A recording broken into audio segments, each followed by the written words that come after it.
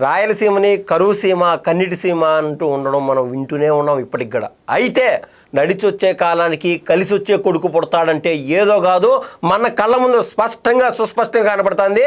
After 2024 కూటమి పార్టీలు గవర్నమెంట్లోకి వచ్చిన తర్వాత మనం చూస్తున్నాం. ఒకటి అనంతపురం కావచ్చు, కడప కావచ్చు, కర్నూలు, చిత్తూరు ప్రాంతాలతో సంబంధం లేకుండా ఈవెన్ కర్నూలులోని ఓర్వకల్ దగ్గర డ్రోన్ హబ్ అని తీసుకురావడం కానీ, ఏదైతే సాక్షాత్తు ప్రధానమంత్రి వచ్చే 13,000 కోట్ల పైచిలకు పెట్టుబడులకు వచ్చే విధంగా ఆయన తరపున ఆయన సహకారం అందించడం కావచ్చు, శ్రీ సిటీ కావచ్చు, ఇంకా కియా మోటార్స్కి సంబంధించి అనుబంధ సంస్థలు రావడం కావచ్చు, అనేకం రాయలసీమకి నారా చంద్రబాబు నాయుడు గారు ప్రత్యేకమైన దృష్టి పెట్టి ఈవెన్ నీటికి సంబంధించినటువంటి విషయాలు కూడా అన్నీ ఆయన క్లారిఫై చేసుకుంటా ప్రతి ఒక్కరు మన్నల ముందు ఆయన అయితే ముందుకెళ్తున్నాడు.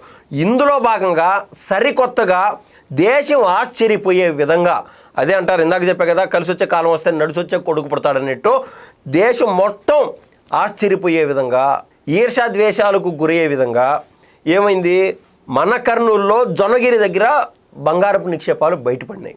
దీన్ని బట్టి అర్థం చేసుకోవచ్చు మన ఆంధ్ర రాష్ట్రము ప్రతిరోజు దినదినాభివృద్ధి చెందుతుందని. సరే, ఆ యొక్క ఏదైతే బంగారు నిక్షేపాలు బయటపడినాయో అందరూ చూసాము. కానీ ఇక్కడ ప్రతిపక్షంలో ఉన్నటువంటి వైసీపీ వాళ్ళు ఏదైనా కూటమి ప్రభుత్వం ఒక డేర్ అండ్ డాషింగ్ స్టెప్ తీసుకొని అక్కడున్నటువంటి బంగారాన్ని వెలికి తీయాలా, మన రాష్ట్ర అభివృద్ధికి కూడా అది ఉపయోగపడే విధంగా చేసుకోవాలని చెప్పి వీళ్ళు ఏమైనా ప్రయత్నం చేస్తే మేఘాల మీద సోషల్ మీడియాలో ట్రోల్ చేయడానికి వాళ్ళు రెడీగా ఉంటారు. అయినా నారా చంద్రబాబు నాయుడు గారు ఎక్కడ ఒక్క అడుగుడ వెనక్కేలా ఏకంగా 1500 ఎకరాలు శాంక్షన్ చేశాడు. ఈ యొక్క జొన్నలగిరిలో ఏదైతే ఆ బంగారు వెలికితీత కోసం, ఆ ప్రాసెసింగ్ కోసం, అక్కడ ఎవరైతే ఎంప్లాయీస్ పనిచేస్తారో వాళ్ళ కోసం కేటాయించారు. దీనివల్ల ఏమవుతుందంటే 700 మంది పైచిలకు ప్రత్యక్ష ఉపాధి అక్కడ దక్కుతూ ఉంటే, అన్అఫిషియల్ అంటే ఏదైతే ఎకో సిస్టమ్ అంటామో ఆ 700 మందే కాకుండా బయట 1000 కుటుంబాలు బాగుపడేటువంటి ఆస్కారం మన కళ్ళ ముందు స్పష్టంగా కనపడుతుంది. అక్కడ వచ్చేటువంటి కిరాణా స్టోర్లు కావచ్చు, లేకుంటే చిన్నపాటి కంపెనీలు కావచ్చు. ఇది అదేవిధంగా ఏదైతే ఈ గోల్డ్ ప్యూరిఫై చేస్తారో దానికి సంబంధించినటువంటి అనుబంధ సంస్థలు రావడం మూలన ప్రతి ఒక్కరు కూడా 1000 కుటుంబాలు మన ఆంధ్ర రాష్ట్రంలో మరీ ముఖ్యంగా రాయలసీమలో బాగుపడేటువంటి అవకాశాలు మన సుస్పష్టంగా అయితే కనపడుతున్నాయి. దీనికోసం అది ఊరికే కాల ఒకరోజు నిన్నేదో కలగని ఈరోజు ఏదో పని అయిపోయింది కదా అని చెప్పినటువంటి వ్యవహారం కాదు. ఆల్రెడీ మేము ఏదో రానున్న 4 ఏళ్ళలో అది చేస్తాం, ఇది చేస్తామని చెప్పినటువంటి దాఖలాలు కూడా కాదు. ఆల్రెడీ నిన్నటి రోజునే నారా చంద్రబాబు నాయుడు గారి చేతుల మీదుగా ప్రాసెసింగ్ స్టార్ట్ అయిపోయింది.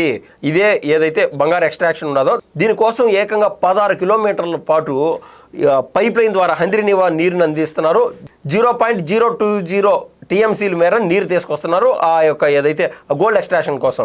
దీనికోసం ఏకంగా 405 కోట్ల పైచిలకు పెట్టుబడి పెడుతున్నారు. దేశంలో ఉన్నటువంటి ప్రధానమైన 2 సంస్థలు ఏది గోల్డ్ ఎక్స్ట్రాక్షన్ కోసం, అటు జియో వాళ్ళు కూడా ఉన్నారు ఆ 2 కంపెనీల్లో. దీనివల్ల ప్రతి సంవత్సరం 2 టన్నులు అంటే 200 కేజీలకు పైచిలకు బంగారం ఉత్పత్తి అవుతుంది. ఈ తొలి దశలో అంటే ఈ సంవత్సరంలో ఏకంగా 400 కేజీలు బంగారు ఉత్పత్తి అవుతూ ఉంటే దీని ద్వారా రాష్ట్ర ఖజానాకి రాయల్టీ రూపంలో 57 కోట్ల రూపాయలంటూ అందనుంది. వచ్చే సంవత్సరం ఏకంగా 900 కేజీలు ఏదైతే గోల్డ్ ఎక్స్ట్రాక్ట్ అవుతుందో దాని మూలన ఆ కంపెనీలు ఈ బంగారు గోల్డ్ సేల్ చేసిన తర్వాత రాయల్టీ రూపంలో 144 కోట్ల పైచిలకు రాష్ట్రానికంటూ ఇవ్వనున్నారు.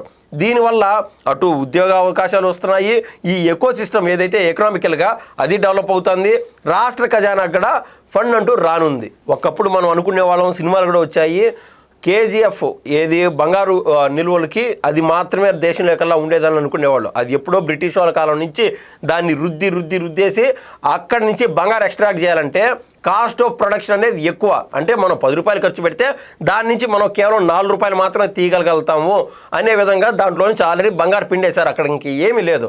సో దేశంలో కల్లా అందరి చూపు జొన్నగిరి పైనే ఉంది. జొన్నగిరి కాస్త స్వర్ణగిరి అయిందని చెప్పి స్పష్టంగా చెప్పచ్చు.